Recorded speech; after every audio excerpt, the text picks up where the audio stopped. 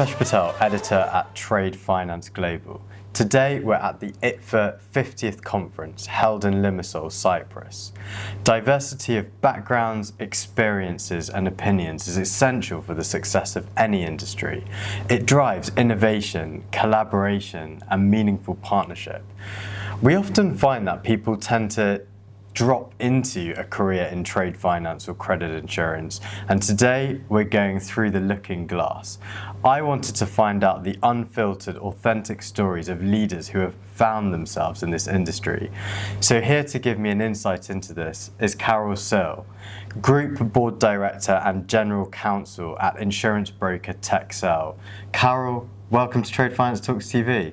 Thank you, Deepesh, and it's wonderful to be here in Cyprus.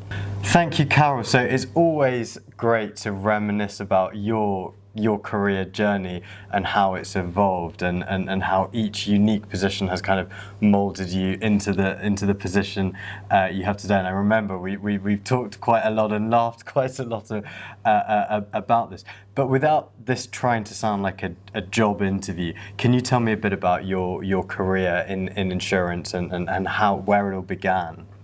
Well, like most people I know who work in insurance, I never planned a career in insurance, let alone political and credit risk insurance. In fact, I started my life wanting to be a lawyer, and mainly because I read a book by Sidney Sheldon called Rage of Angels, which you will laugh at this, but it's a story about a woman who becomes the lawyer for the mob in the US. But what I really liked about it as a teenager was the strategies she used. She was very, very clever in manipulating jury trials and always winning her cases. And from that day, that was it. I was going to be a lawyer. So I set off on a very one-track path. Studied law in South Africa and qualified in South Africa, and was lucky enough to end up working in a shipping and trade department in a law firm in Durban in South Africa. And it was there really where my eyes were opened to the world of what happens with the international trade and carriage of goods by sea. My job was so real. It was very, very different from the practice of law in London. I spent time on ships taking witness statements.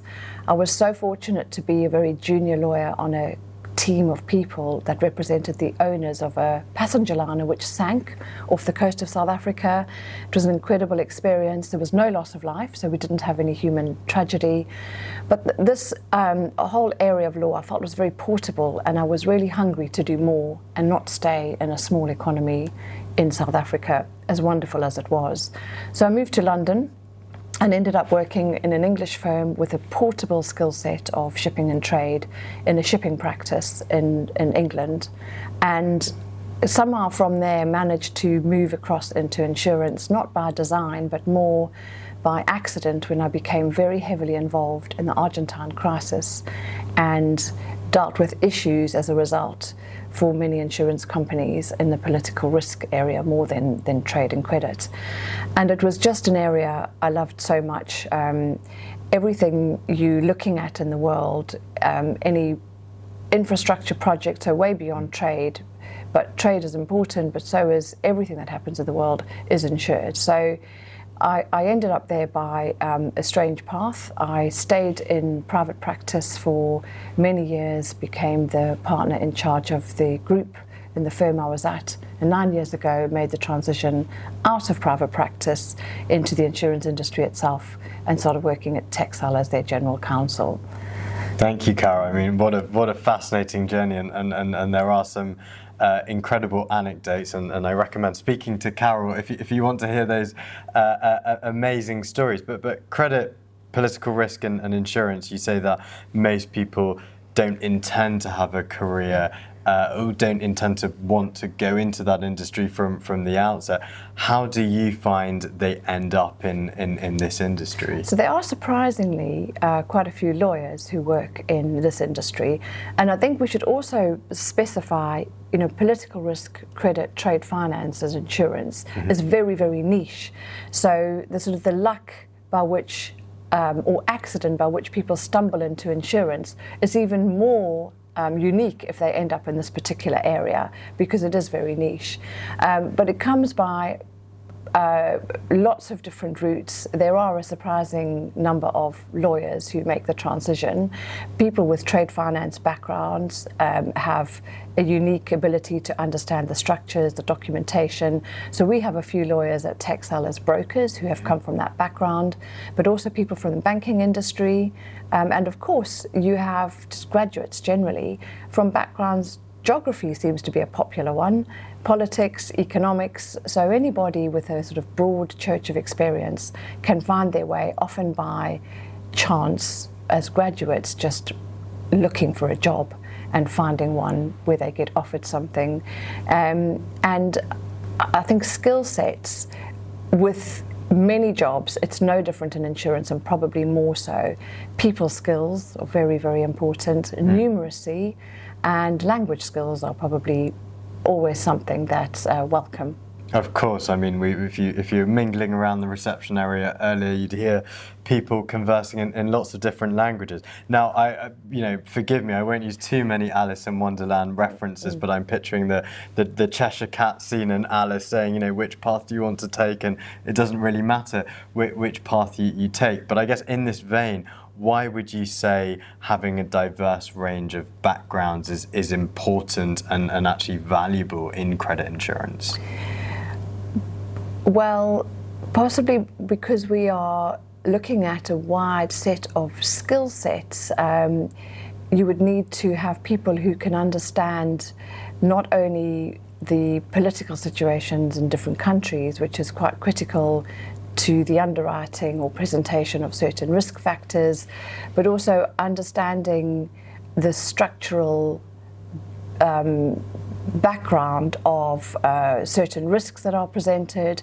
On the credit side, numeracy is important because you're analysing risks. You have to understand financial statements, so some understanding of the world at large, the way it influences the economy, and also the details of specific transactions and how to assess those transactions in a variety of ways. I think it's quite important. Yeah, thank you very much. I guess another major theme we've seen within the industry is the advent of innovation. I guess you see CPRI from lots of different perspectives. What would you say? How would you say credit insurance is kind of leaning into innovation at the moment? So one of the things that I love about and here I'm talking specifically about the private credit insurance market, and predominantly in London, where I have had most of my experience. It is a market that's very nimble and very quick to move and very flexible, and really a market that adapts to the changing environment and is one that looks for opportunities and addresses opportunities that arise. And I think one of the areas that certainly a lot of people at ITFA are very involved in is the convergence between banking regulation and the insurance world.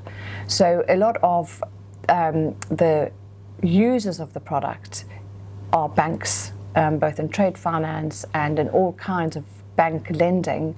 There is a great use of banks in mitigating the credit risk by using insurance.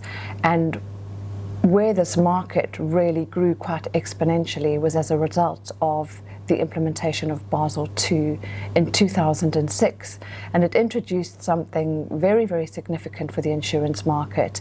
It introduced the ability for a bank to use unfunded credit protection to substitute the risk weighting of an asset of a borrower, and thereby get some form of regulatory capital relief. And it's this that has been a huge area of development for our insurance market. I think brokers worked very hard on producing a product that would be eligible for use in this way, and it's been one of the big reasons why there's been a huge growth in our market in the use of this product by banks. Thank you very much, and I guess we should probably talk about Basel 3.1, Basel IV, and the implementation of that around the world. What's your perspective, and how do you think the industry is reacting to that? So we've all known about Basel IV, which we can call it for now, for a very long time. But one of the issues that was identified some time ago, maybe even 6 years ago, was the concerns about what impact this might have on the insurance market and the use by banks of insurance. And this really comes out as a result of the impact, or the main purpose or intent of Basel IV is to reduce the deviation that you achieve in regulatory capital by the way that banks are modelling credit risk. And one of the reasons why banks were using so much more credit insurance, as particularly advanced banks, was because of their ability to model risk and get a very favourable treatment in their regulatory capital by using the risk-weighted asset applied to an insurance company. Basel IV, amongst the many things it does, but it has introduced preset LGDs for large corporates and for financial institutions. And this has a big impact on the regulatory capital that they're going to hold without the ability to model those risks. Insurance companies for this purpose are treated as financial institutions, and so you have an issue where a bank that may have taken a product for RWA purposes against a large corporate with a 40% LGD, or against another financial institution with 45%, you're not getting much of a differential when modelling that risk and substituting it with the RWA of an insurance company, also at 45%. And what do you think some of the unintended consequences of this could be? So one of the concerns that we felt at the working group in ITFA some time ago was that the concern is that it would no longer be economically viable for a bank to insure the better rated risks. And as a result of this, insurers will see a less diverse portfolio of risks. More likely, they will only be shown the low rated risks. And this reduction in the diversification of the asset classes and risks being taken to the insurance market could lead to a contraction of the market, maybe people exiting from it, reducing the number of underwriters in it, and then the overall impact actually in any event, just reducing the silent support that insurance companies have given to bank lending behind the scenes, which has enabled banks to be able to lend more, which has ultimately been for the benefit of the real economy. So this is really the big issue that we have been concerned about. And can you just talk us through some of the numbers in terms of, I think IACPM and ITFA, have produced some guidance on the real economy impact of credit insurance supporting trade finance? Yeah, well, right at the beginning, we tried to do some extrapolations, and I think we came out with 600 billion of euros was supported by insurance. So it's a significant number, and the question is how much of that would be lost without the support of insurance standing behind it. Yeah. Thank you, Carol. Final question, I guess, as someone who's really experienced the CPRI industry, what would be your key pieces of advice for someone looking to potentially enter the industry? What can they do? How do they get into it? And B, once they're in the industry, what are your key tips to succeed and enjoy a fruitful career in credit insurance? So if someone wanted to enter the insurance industry, or specifically our industry, I guess the starting point is you need to find a role somewhere. So the starting point would be to look for openings in different companies, but there's no impediment to joining this specific credit insurance industry by doing something else first. Any experience just more widely in insurance, experience at a bank, experience in law if you were a lawyer, any sort of skill set that could be transferable and portable into our industry is valuable. So finding a career in insurance industry, if you didn't come through an immediate graduate route and land specifically in insurance, which is one route, of course, as a young person, but there are other ways to transition across from other areas of work. Thank you very much, Carol. That was Carol Searle at Texel, and it's Carol's second time on Trade Finance Talks. Here we are at the ITFA annual conference in Limassol, Cyprus. Thank you, Carol. Thank you.